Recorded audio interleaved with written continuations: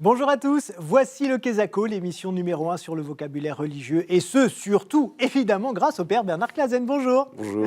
Et le mot qu'on va découvrir aujourd'hui, d'ailleurs, doit résonner particulièrement en vous, père, puisque c'est le mot sacerdoce. On regarde évidemment notre micro-trottoir et on en parle après. Oh, je suis pas fort en étymologie, donc sacerdoce, vraiment aucune idée.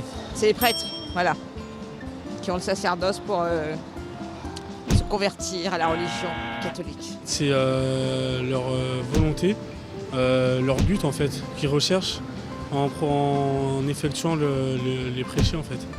Dans le langage courant, quand on dit que c'est un sacerdoce, ça veut dire qu'on doit mener une épreuve longue, difficile et fastidieuse. On dit ça, c'est un vrai sacerdoce. C'est une fonction dans l'Église qui est fondamentale évidemment pour le développement de la foi et pour éduquer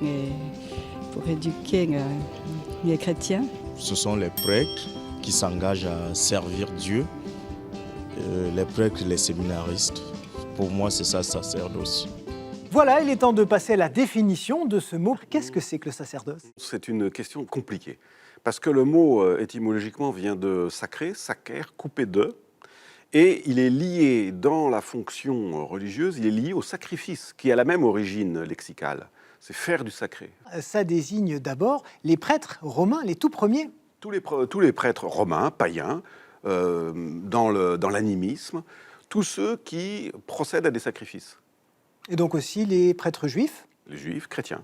Voilà, et donc c'est arrivé jusqu'à vous. Sauf que, dans le registre chrétien, le prêtre n'est pas que celui qui est capable, qui accomplit le sacrifice. Nous sommes configurés au Christ.